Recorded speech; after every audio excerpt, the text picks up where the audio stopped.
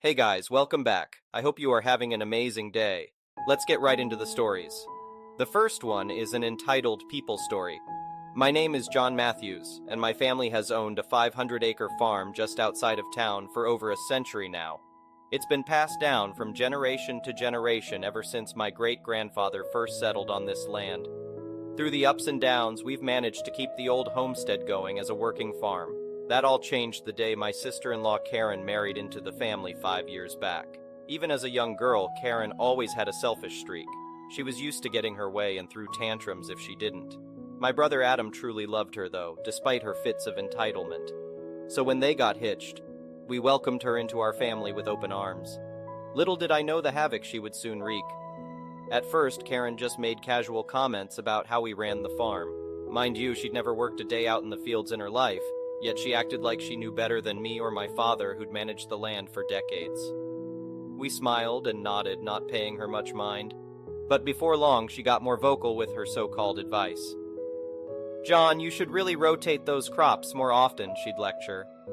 "And your irrigation system, totally inefficient." My wife Anne did her best to politely defer, explaining that we'd used these methods for years with great success. But Karen wouldn't have it. The last straw was the day she barged into the barn, wrinkling her nose at the smell. "This is no way to keep animals. It's filthy. Here, give me the number for your construction contractor. I'll have him modernize this place immediately." That was it. I finally told Karen that unless she wanted to get her own hands dirty, she ought to keep her mouth shut about farm matters that didn't concern her. Well, she sure showed me. I awoke one morning to the loud rumbling of heavy machinery outside. Peering out the window, I saw bulldozers plowing up soil and dump trucks unloading building materials in our south field down by the creek. And there was Karen in her shiny new hard hat, waving her arms and directing the crew. I stormed down there fuming with rage. Anne raced behind, begging me to keep calm, but there was no chance of that happening. "Karen, what in blazes do you think you're doing?" I shouted. She smirked and leisurely sauntered over. "Why, I'm building a gas station, of course. This parcel will be perfect once we clear those trees." My eyes nearly popped out of my skull. "A gas station? On my family's farm? You can't do that." With a cool glare, she shoved a paper in my hands.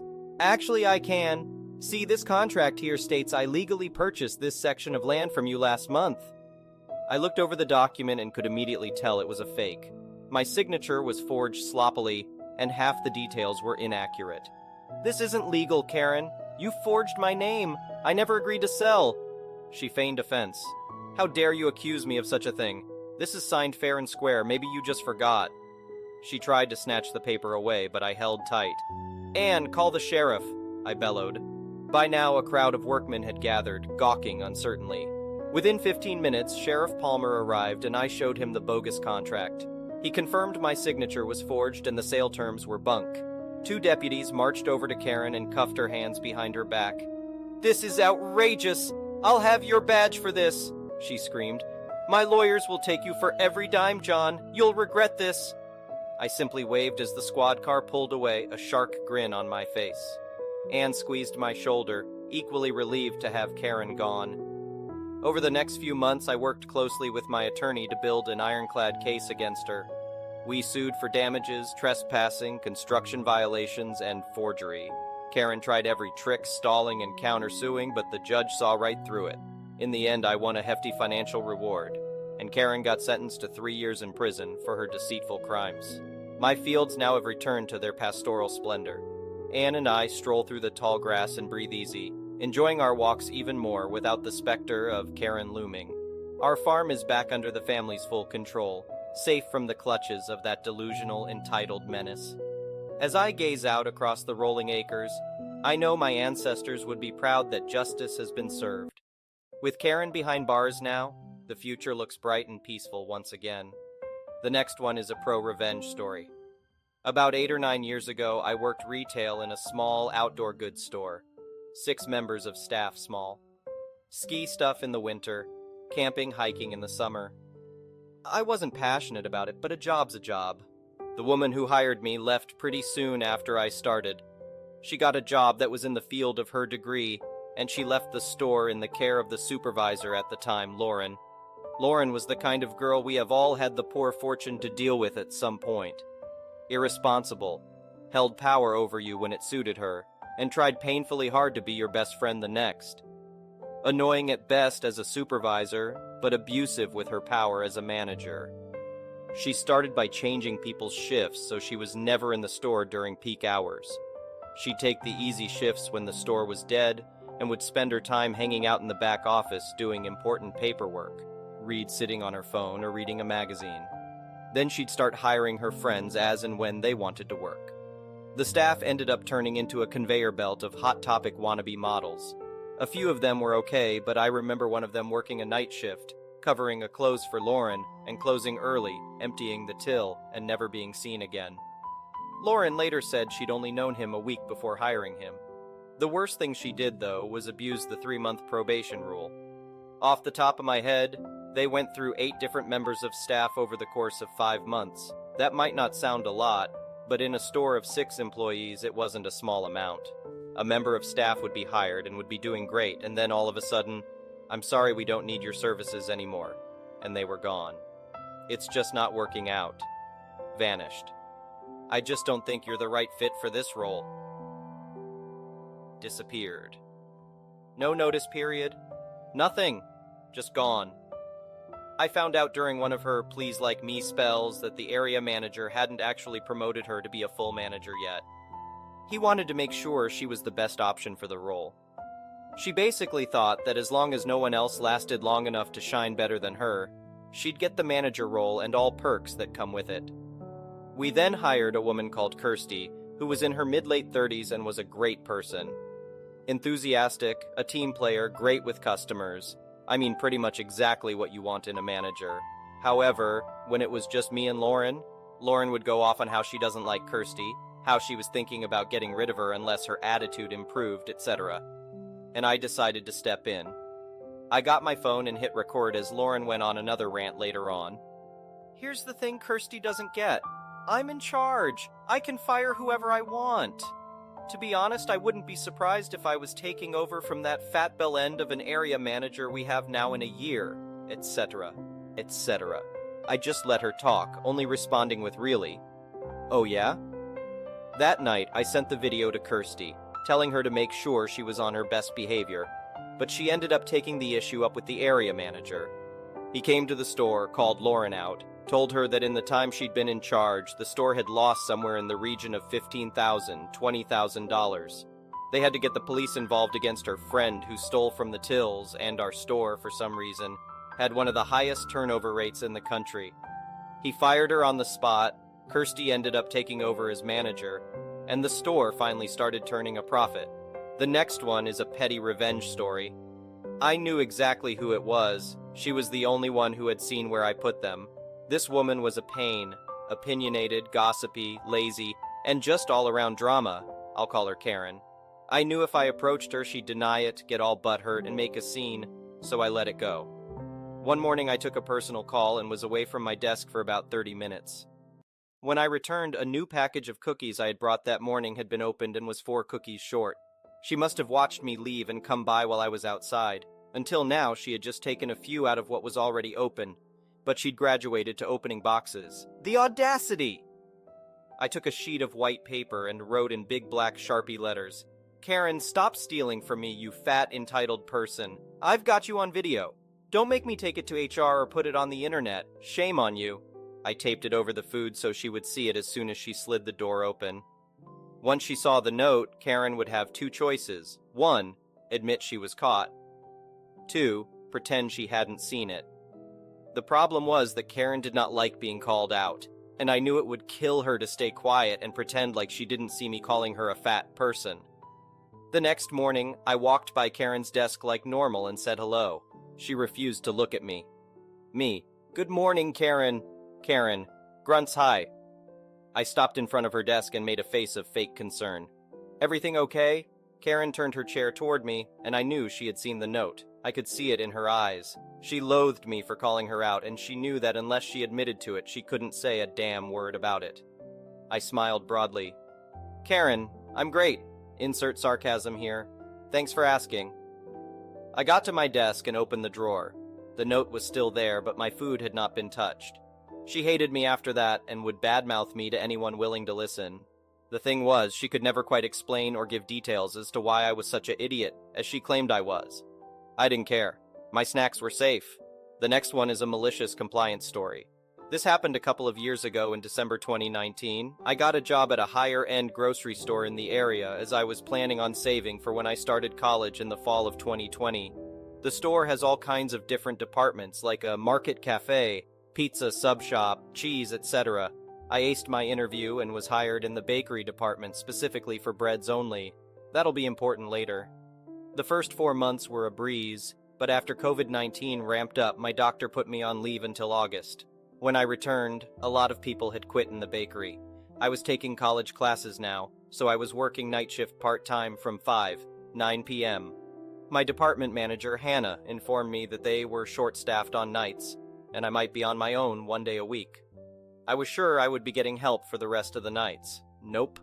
Weeks went by and I barely got help. I was burning myself out doing the closing shift on my own along with my schoolwork. No one was in the dessert or breakfast section, and I couldn't talk to anyone about it because they were gone by the time I clocked in. I complained to the bread manager, Jim, and he told me to talk to Hannah since she runs the whole department. Sure, fine.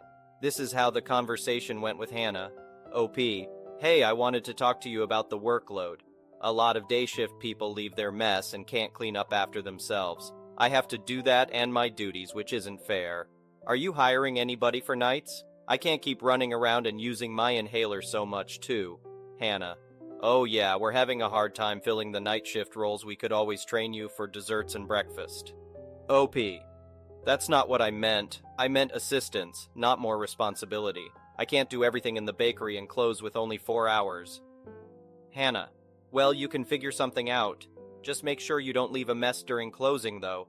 You can't leave until everything is done. I can't leave until everything is done? Okay. Ever since she said that, I started documenting every time I had to do 3 jobs at once. I would take my sweet time when I didn't have class the next day, making sure I clocked out at 11 p.m. each time. The amount of stuff that kept piling was ridiculous, but I was simply following her instructions. HR noticed my clock in and out times and wanted me to come by their office. I told them everything, including what Hannah said to me, along with the photos I took. Suddenly, everything changed. At 9 o'clock sharp, they were kicking me out, and whatever was left was for the morning. Ha! Hannah was reprimanded but wasn't fired until she was caught selling 2-year-old expired pumpkin pies to customers during Thanksgiving. That day sure was a doozy. I was shocked when I saw all those empty boxes she already sold. The next one is an entitled parent story. So before 2018, my father-in-law met this weird girl who was one of those whack jobs who thought that she owed the universe and shouldn't have to apologize for her behavior. When first meeting her, she would do this strange thing, claiming she was socially inept and couldn't handle talking to strangers. She even went as far in the following years as to throw herself in harm's way, to avoid talking to people, and would claim they were in the wrong for being there, unannounced or uninvited. Both of these were lies every time. Despite not caring for her strange antics, my husband John, not his real name, would often let the abnormal behaviors go and tell his father that since he seemed genuinely happy for the first time since his mother passed away, he was cool with whatever decision he made. Not to mention that father-in-law was a grown man who didn't need his son's permission and was only looking for his input. Father-in-law is very caring and Mormon, so he is very religious. We didn't find out until much later that she forced her way into his life to marry into the family because she was crazy. Fast forward to 2018. My husband and I are getting married. Aside from a few things that irked us, the hole she was digging for herself kept growing, constantly ridiculing us for something she disagreed with. Monster would on more than one occasion try to erase my mother-in-law by telling my father-in-law she would destroy or get rid of all his electronics, forcing my father-in-law to clean up after a dog he never wanted, nor had the time to take care of, working 12-plus-hour shifts. At the same time, she remained jobless. The list was growing, and the enormous pile of crap was how manipulative she had gotten. Father-in-law was constantly asking Monster if he could visit his mother. You heard me right. He was 20 years her senior at least. And she had a problem with him seeing his sister and mother literally across the street because they will convince you to divorce me. The straw that broke the camel's back was my eldest daughter. During the wedding, Monster faked illnesses and lied to everyone attending that she was paying for and doing everything for the wedding and that she should have the most pity because of everything she was going through. FYI, my mother was the one who shelled out nearly $30,000 for our wedding, and that was comparatively small. We tried hard to work with Monster on the one event she offered to host to make it relatively cheap on her and father-in-law because she was unable to make a lot of money. We learned that because of her constantly getting in debt with loan sharks for scams she used to pull, we aren't money hungry, and I was happier just enjoying a nice BBQ with the family rather than going to a restaurant. She worked out. During this time, she continually disregarded what we wanted for our wedding. She practically tried to force us to have a wedding in Vegas and get hitched, something I told her and my family I was not comfortable with because of personal issues I was dealing with at the time.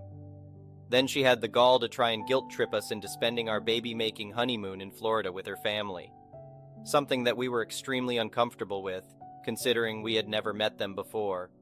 And from what she had said to us prior, they wouldn't like us because of our political views anyway.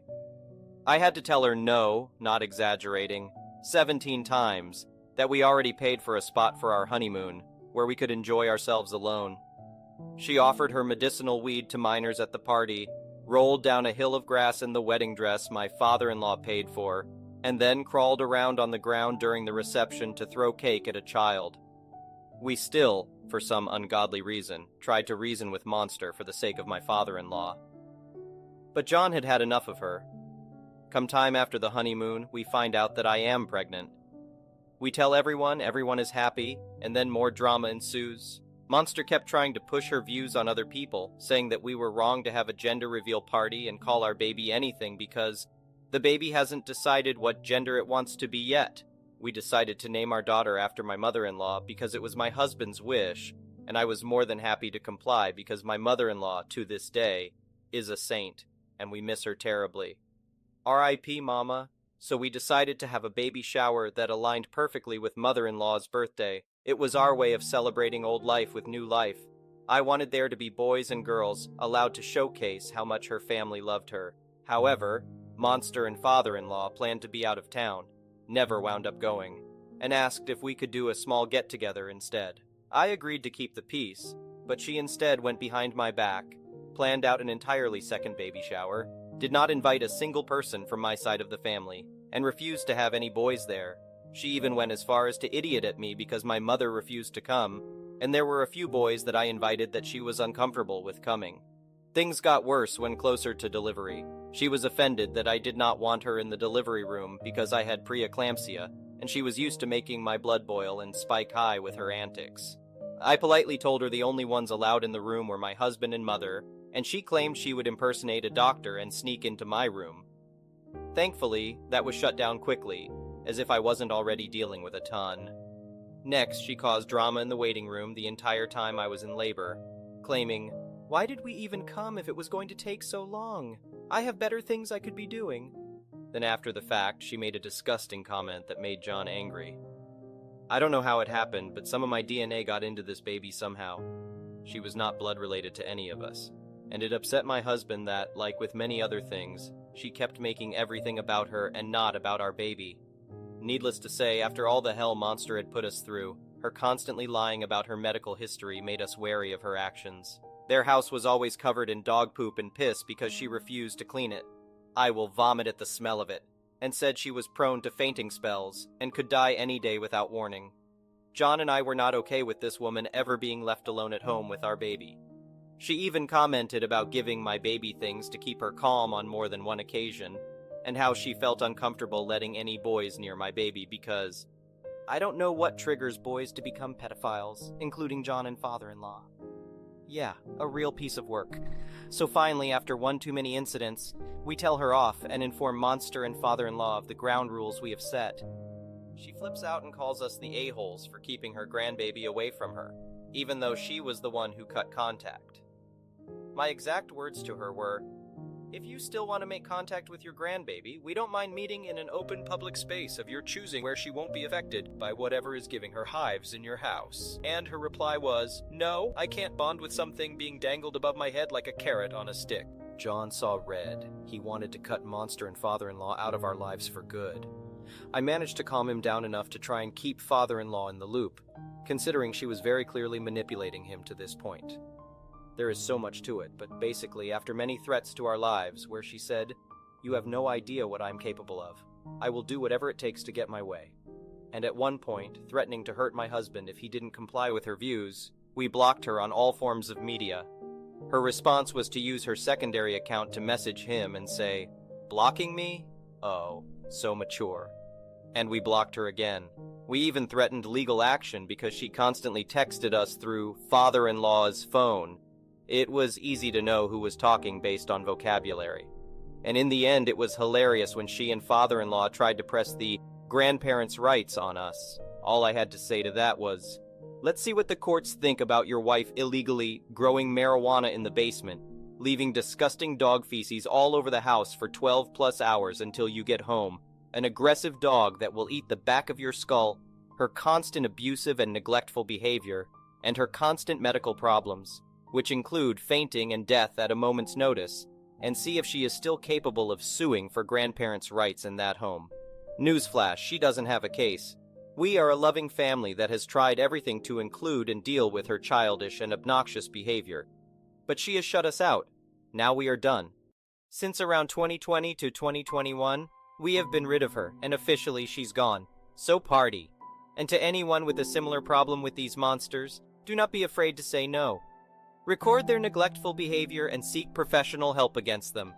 You are not wrong for wanting to protect yourself. Love you guys, and I hope you have a great time reading.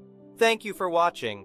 I would really appreciate it if you could like the video and subscribe to our channel if you haven't already. We'll see you again tomorrow.